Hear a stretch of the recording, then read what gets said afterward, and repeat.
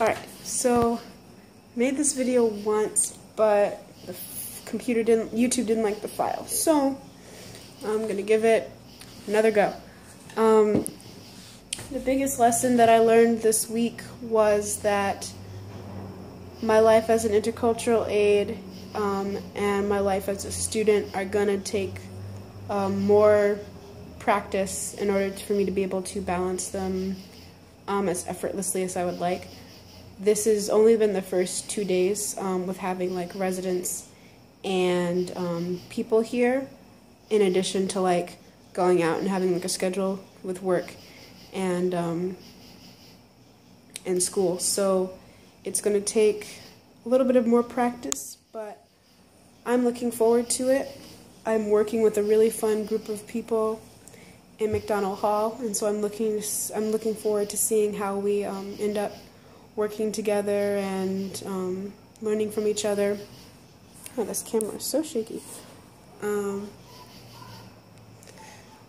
other lesson that I learned was that I learned a great deal about tenacity, not just this week, but like recently in general, because this time last fall I was beginning to embark on my first college math class, which was actually 1825, and I'd never been very good at math, and I wasn't really looking forward to having the class. It was an online class, so I was already freaked out, and I ended up not thinking I would pass it, and therefore not doing the things that would be necessary in order for me to pass it, and so I failed it, obviously.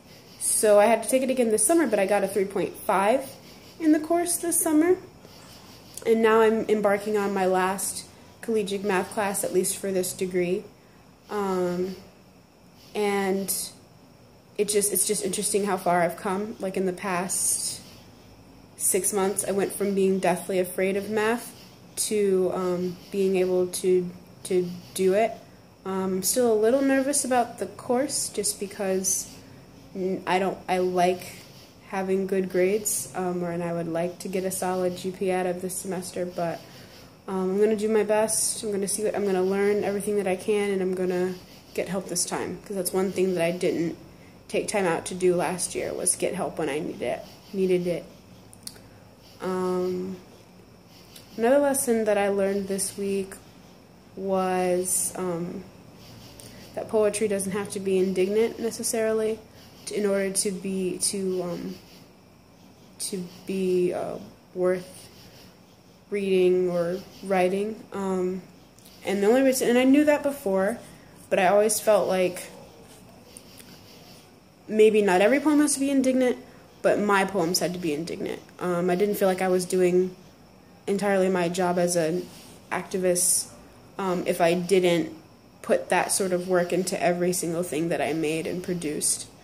But this Mary Oliver poem, Wild Geese, it's very beautiful in a way that I feel speaks to a lot of the issues that I support, whether it be like womanist or feminist issues, LGBTQ issues. The very first thought that I had when I read it, and it wasn't necessarily like one of the small building block thoughts, but one of the bigger ones is that you can just be who you are. The poem opens up with, "You do not have to be good," in black and white, which I thought was really poetic. It was really beautiful just because of how honest and point blank it was.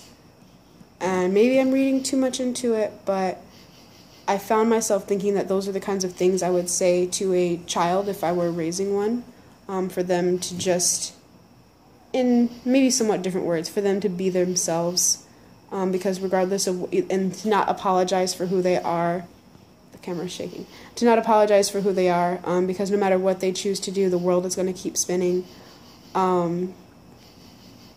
So, yeah, that was week 1. Have a good weekend.